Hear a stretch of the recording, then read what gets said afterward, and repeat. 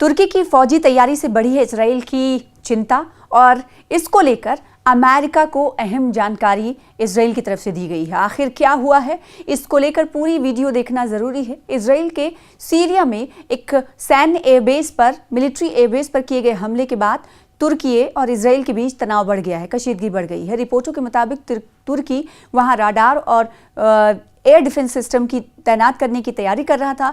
Israel का कहना है कि ये कदम उसकी सुरक्षा के लिए खतरा बन सकता था। तुर्की की सीमा के नज़दीक सीरिया की एक एयरफील्ड पर इजराइल ने हाल ही में हमला किया, जिसके बाद तुर्की और इजराइल में तनाव बढ़ गया है।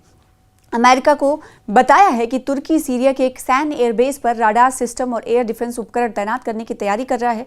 इजराइल के सरकारी टीवी चैनल के न्यूज़ की रिपोर्ट के मुताबिक इजरायली सुरक्षा अधिकारियों ने वॉशिंगटन से कहा है कि तुर्की का ये कदम क्षेत्र में ताकत के संतुलन को काफ़ी हद तक बदल सकता है। मामले से जुड़े सूत्रों ने चैनल को बताया है कि इजराइल ने तुर्की की संभावित तैनाती के लिए कोई समय सीमा नहीं बताई है। हालांकि उन्होंने उत्तर पश्चिमी सीरिया में स्थित अबू अल दुहूर सैन्य हवाई अड्डे को संभावित स्थान बताया।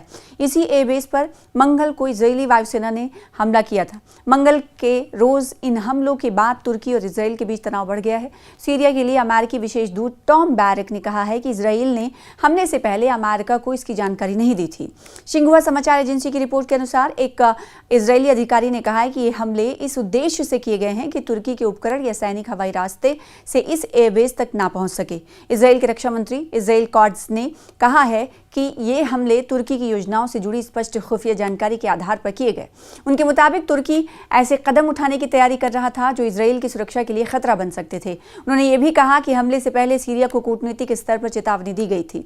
कॉर्स ने शनिचर को कहा था कि अबू अल दुहूर एयरबेस पर हमले से पहले सेना ने सीरिया के सीनियर अधिकारियों को सीधे तौर पर चेतावनी दी थी ताकि इस कदम को रोका जा सके। उन्होंने पीएम बेंजामिन नेतन्याहू और कहा कि मैंने सेना यानी IDF और दिगर सुरक्षा एहलकारों के साथ कई बैठकें की थी। इसके बाद तय किया गया कि कार्रवाई की मंजूरी देने से पहले सीरियाई सरकार के सबसे वरिष्ठ स्तर पर सीधी चेतावनी भेजी जाएगी ताकि इस कदम को रोका जा सके, और हमने ऐसा ही किया। उन्होंने कहा कि जब हमारी चेतावनी का कोई जवाब नहीं मिला तो हम कोशिश कार्रवाई करने की दिखाई दिए कि कार्रवाई करते हुए तो एक नई अलग अलग महाज पर पेशरफ्त होते हुए दिखाई दे रही है। पेशरफ्त ये कि अब तुर्की की जो सैन्य तैयारी बढ़ी है उससे इजराइल को चिंता हो रही है कि कहीं तुर्की अपने आप को मजबूत करता हुआ दिखाई दे रहा है तो इससे कहीं हमारे लिए खतरा तो नहीं। और दूसरी तरफ जो एक मक्का समझौता हुआ है, मक्का पैक्ट हुआ है, वो भी कहीं ना कहीं सुर्खियों में है क्योंकि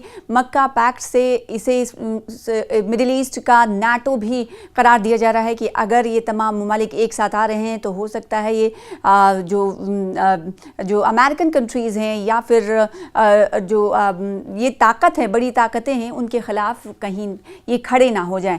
तो ये आलमी सतह पर कहीं ना कहीं ये जो तैयारी की जा रही है, या फिर यूँ कहें जो जानकारों का ये मानना है कि हो सकता है कि मुआहदा जो हुआ है, डिफेंस डील जो हुई है 3 कंट्रीज़ के बीच, जिसमें तुर्की शामिल है और पाकिस्तान शामिल है और सऊदी शामिल है, तीनों ने एक डिफेंस पैक्ट किया है। इसका मतलब ये कि किसी एक मुल्क के खिलाफ अगर कोई हमला, किसी एक मुल्क पर अगर कोई हमला करता है तो वो हमला इन तीनों कंट्रीज़ के खिलाफ माना जाएगा, और अगर किसी एक कंट्री के ऊपर हमला किया गया है तो दोनों ये कंट्रीज़ जो हैं उसका साथ देंगे। लेकिन इस ज़िम्न में इस बात को वाज़े नहीं किया गया है कि किस तरह की सपोर्ट इन तीनों ममालिक को अब एक दूसरे को देनी है। इसकी बहुत ज़्यादा तफसीलात मीडिया में अभी तक नहीं आ पाई हैं, लेकिन इतना ज़रूर है कि इसे जानकारों की तरफ से ये कहा जाने लगा है कि ये बहुत बड़ा समझौता हो सकता है, और हो सकता है आने वाले दिनों में कई और देश इस